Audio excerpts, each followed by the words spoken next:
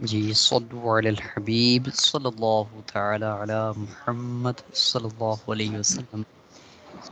جی پیر اسلام بھائی گزشتہ سبق آپ نے یاد فرمایا ہے. جی اچھا جی جی پیارے بھائی ذرا سنائیں. جی جی غسل کا طریقہ بیان فرمائیں. حافظ جی ایک منٹ. جی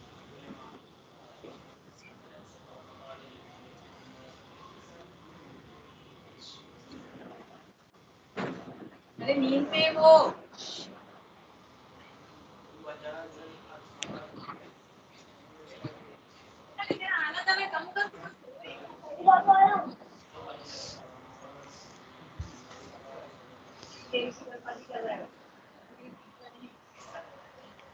جی اب مدینہ. یہ ایک ہیڈ فون لگا رہا ہے تھی نا. جی جی پیارے بھائی.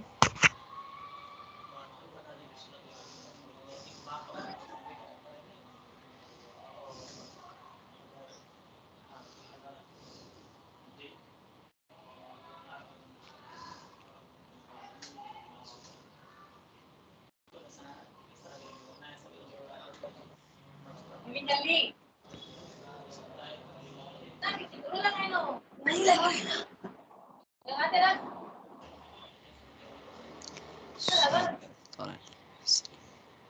جی شروع کریں ابھی. جی ماشاء اللہ. جی پیارے بھائی غسل کا طریقہ بیان فرمائیں. ابھی جی بغیر زبان ہلائے دل میں نیت کرے کہ میں باقی حاصل کرنے اور ثواب اور میں باقی حاصل کرنے کے لیے غسل کر رہا ہوں. پہلے دونوں ہاتھ پہنچوں تک 3 بار دھوئیے.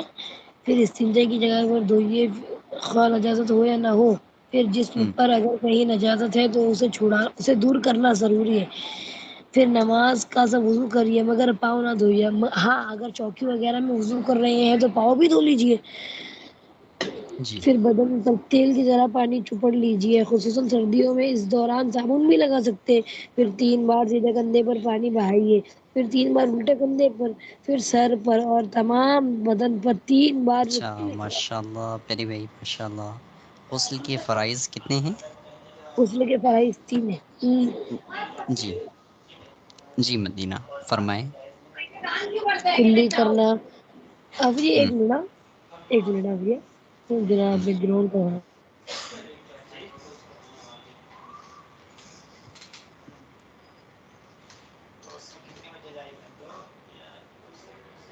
جی جی کلی کرنا ناک میں پانی چڑھانا تمام ظاہری بدن پر پانی بہانا. نیت کرنا کیا کلی کرنا جی کلی کرنا. ناک میں پانی چڑانا جی پورے ظاہری بدن پر پانی بہانا. ماشاء اللہ ماشاء اللہ پیارے بھائی.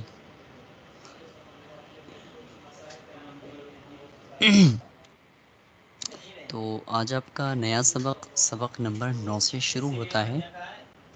جی ہاں سبق نمبر 9. اس میں پیارے بھائی غور سے ذرا سنیے گا. غسل سے ریلیٹڈ کچھ باتیں یہاں پہ آئیں گی. جی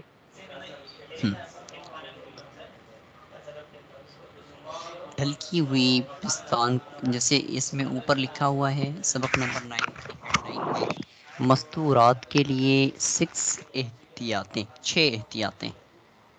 یعنی غسل وغیرہ کرتے وقت جو لیڈیز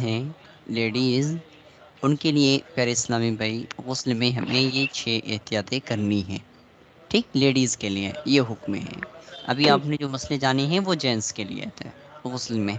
ٹھیک اب یہاں پہ جو احتیاطیں ہیں وہ عورتوں کے لیے بیان کیے جاتے ہیں. ڈھلکی ہوئی پستان کو اٹھا کر پانی بہائیں.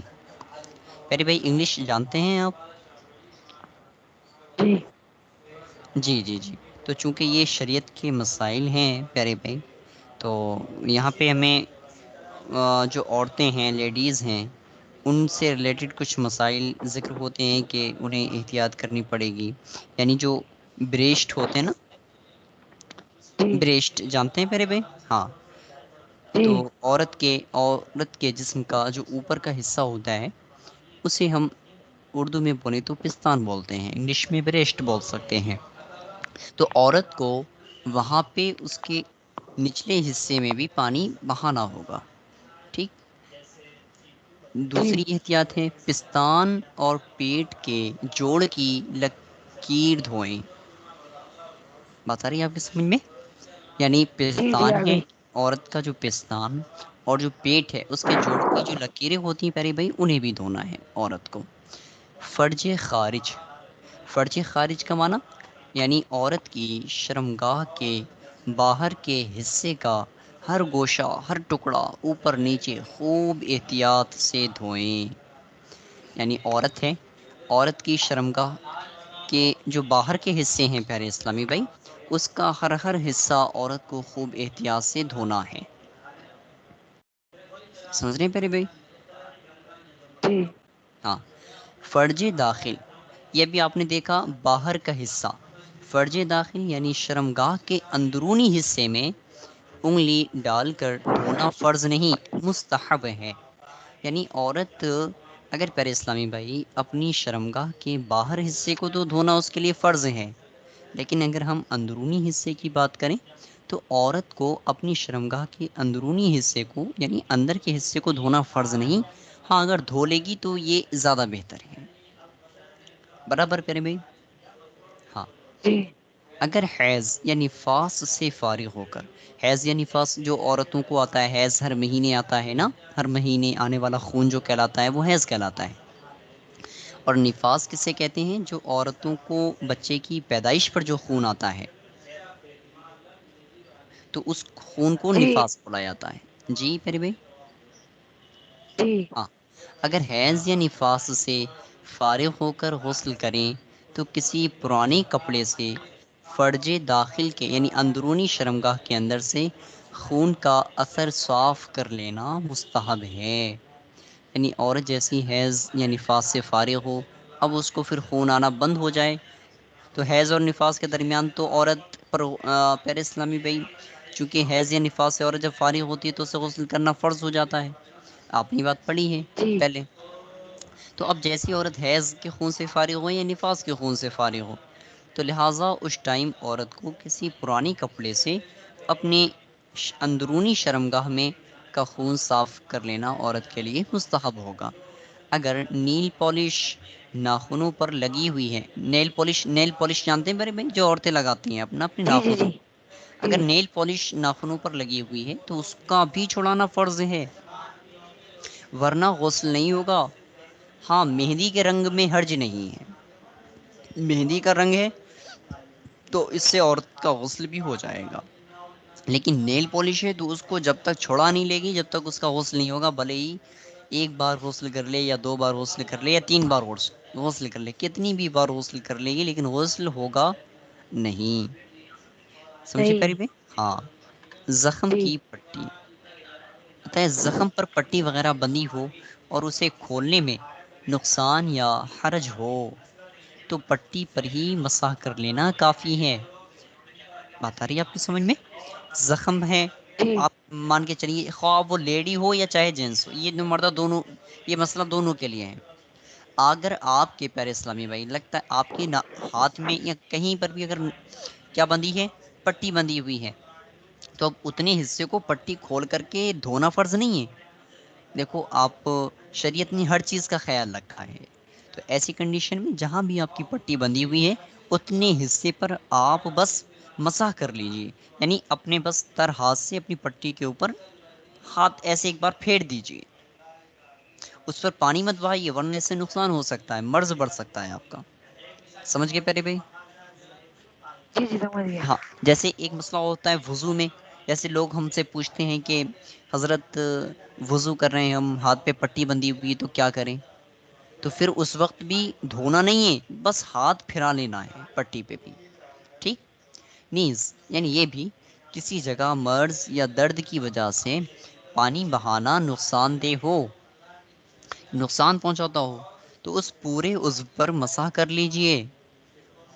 یعنی اگر آپ کو لگ رہا ہے کہ آج ہاتھ میں بہت زیادہ تکلیف ہے، اگر ایسا محسوس ہوتا ہے کہ بہت زیادہ مجھے تکلیف پہنچ سکتی ہے، تو ایسی کنڈیشن میں پیارے بھائی آپ اس پورے ہاتھ پر اگر آپ ہاتھ پانی نہیں بہائیں گے غسل میں یا پھر کوہنیوں تک وضو میں، تو صرف اگر آپ تکلیف ہونے کی صورت میں، کوئی مرض ہونے کی صورت میں وہاں پہ اگر آپ نے ہاتھ بھی پھیلا لیا تو آپ کا وضو یا غسل ہو جائے گا آرام سے۔ پٹی ضرورت سے زیادہ جگہ کو گھیرے ہوئے نہیں ہونی چاہیے۔ جہاں جہاں پیارے بھائی پٹی میں اگر چوٹ ہے تو اتنے ہی حصے کو آپ پانی بہائیں گے، باقی پٹی اگر ضرورت سے زیادہ ہے، مان کے چلیے آپ کی شہادت کی انگلی میں پٹی بندھی ہوئی ہے اور وہ پٹی ساتھ ساتھ آپ کی بیچ والی انگلی میں بھی اگر بندھ گئی تو اس کے ساتھ ساتھ تو بیچ والی انگلی کو پیارے اسلامی بھائی کھولنا ضروری ہے، کھولنا ضروری ہے۔ ایک منٹ پیارے بھائی۔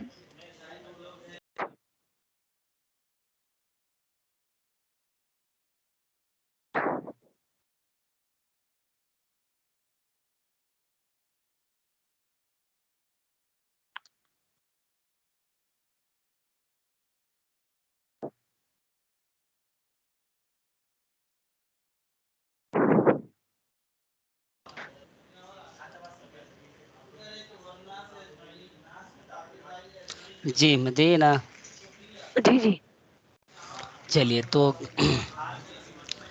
بات چل رہی تھی کہ اگر ضرورت سے زیادہ جگہ گھیرے بغیر پٹی باندھنا ممکن نہ ہو، مثلا بازو پر زخم ہے مگر پٹی بازو کی گولائی میں باندھی ہے، جس کے سبب بازو کا اچھا حصہ بھی پٹی کے اندر چھپا ہوا ہے، تو اگر کھولنا ممکن ہو تو کھول کر اس حصے کو دھونا فرض ہے۔ ٹھیک ہے، سمجھ گئے؟ یعنی پٹی ہے اور پٹی جتنی ضرورت اس سے زیادہ باندھا ہوا ہے یا گولائی میں جو ہے باندھا ہوا ہے، جس کی وجہ سے کیا ہے کہ جو جو حصہ زخم کے علاوہ جو باندھا ہوا ہے، تو اب اس کو کیا اگر ممکن ہے کھولنا تو کیا کریں کہ اس کو کھول دیں، ٹھیک ہے، اور اسے کھولنا فرض ہو جائے گا، ٹھیک ہے، ضروری ہے۔ سمجھ میں آ گئی بات؟ اگر جی جی سمجھ ناممکن گئے۔ ہے یا کھولنا تو ممکن ہے مگر پھر ویسے ہی نہ باندھ سکے گا یا یوں ہی زخم وغیرہ کو نقصان پہنچنے کا اندیشہ ہے تو ساری پٹی پر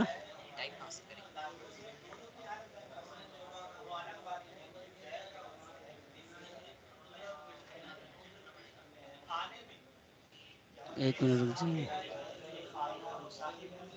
ہوں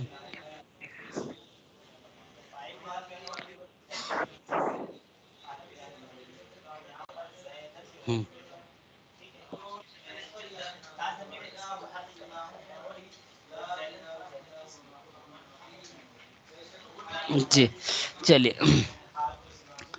تو بچے لیتے کہ پھر اگر ویسے ہی نہ باندھ سکے گا تو نہ سکے گا اور یوں زخم وغیرہ کو نقصان پہنچنے کا اندیشہ ہے تو ساری پٹی پر مسح کر لینا کافی ہے، بدن کا وہ اچھا حصہ بھی ہونے سے معاف ہو جائے گا، ٹھیک ہے۔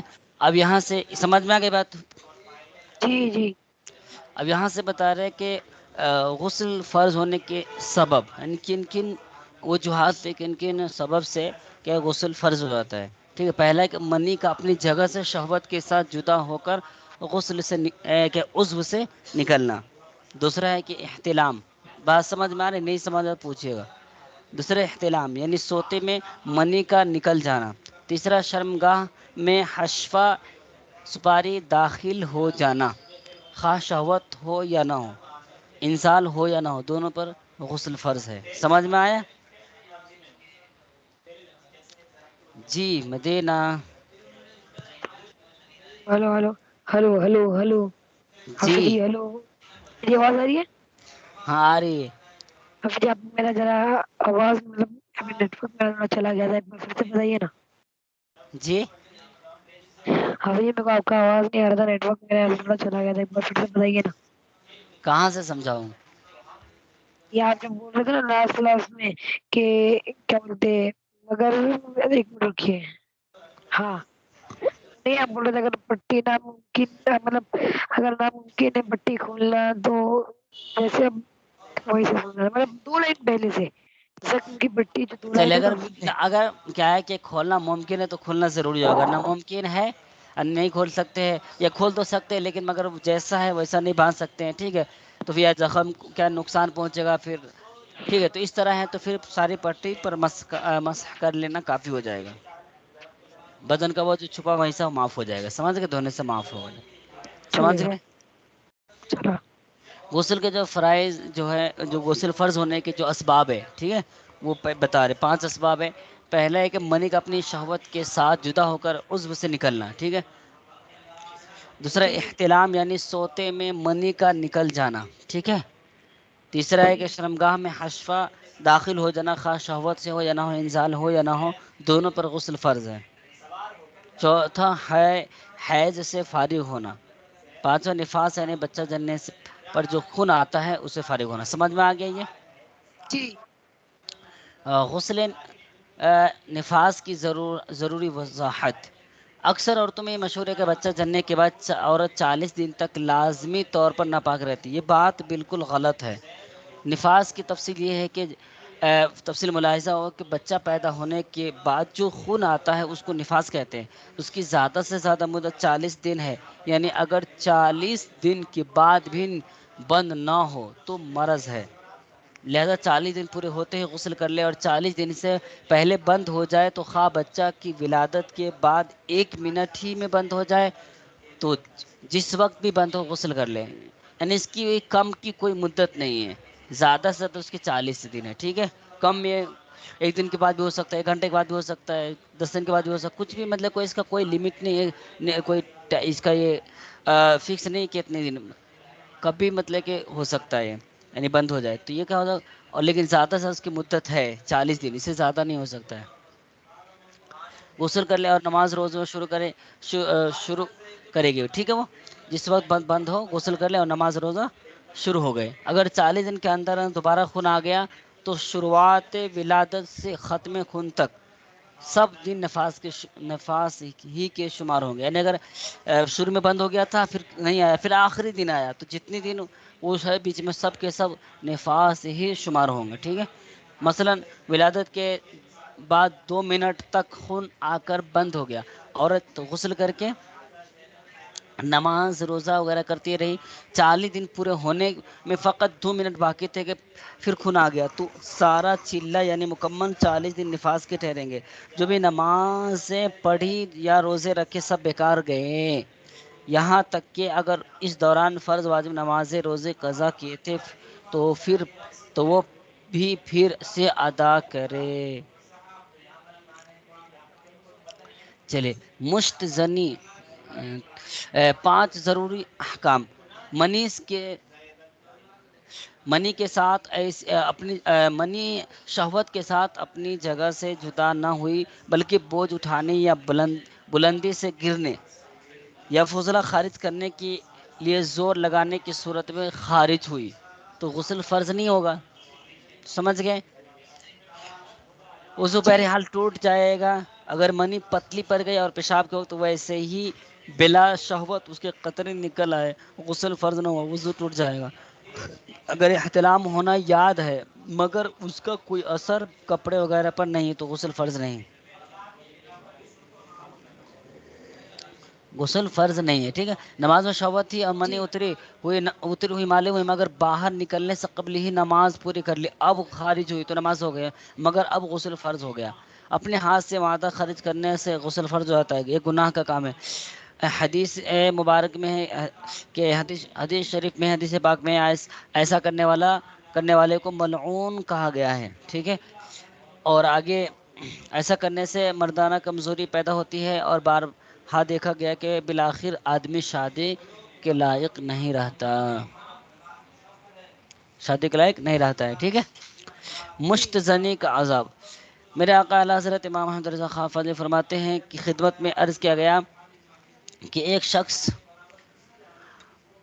مجلوق یعنی مشتزنی کرنے والا ہے، یعنی مجلوق بولتے ہیں مشتزنی کرنے والے کو، ٹھیک ہے، وہ اس فعل سے نہیں مانتا، ہر چند اس کو سمجھایا ہے، آپ تحریر فرمائیں اس کا کیا حشر ہوگا اور اس کو کیا دعا پڑھنا چاہیے جس سے اس کی عادت چھوٹ جائے۔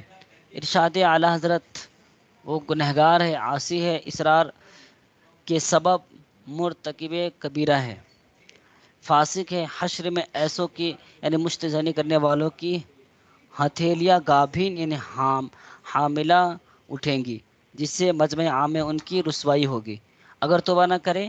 اور اللہ عز و جل معاف فرماتا ہے جسے چاہے، اور عذاب بھی فرماتا ہے جسے چاہے. اسے چاہیے کہ لا حول شریف کی کثرت کرے، اور جب شیطان اس حرکت کی طرف بلائے تو فوراً دل سے متوجہ بخدا عز و جل ہو کر لا حول پڑھے. نماز پنجگانہ کی پابندی کرے. نماز صبح کے بعد بلا ناغ سورۃ الاخلاص شریف کا ورد رکھیں. چلے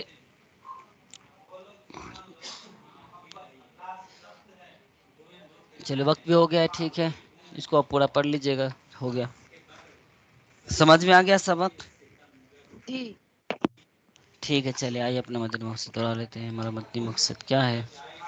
یہ اپنے اور ساری دنیا کے لوگوں کی اصلاح کی کوشش کرنی ہے انشاءاللہ عز و جل. انشاءاللہ عز و جل. چلے دعا میں یاد رکھیے گا، اپنا خیال رکھیے گا. ایف جی این چلے دیکھتے رہے گا. السلام علیکم ورحمۃ اللہ وبرکاتہ. وعلیکم السلام ورحمۃ اللہ وبرکاتہ.